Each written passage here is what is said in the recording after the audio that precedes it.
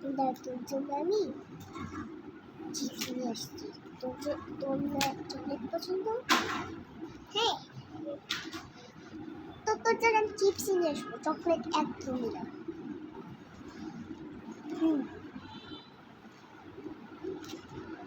এই যে চিপস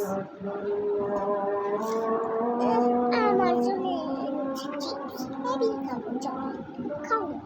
খোল কথা বলতে খোল এটা দেন খুলে দিই।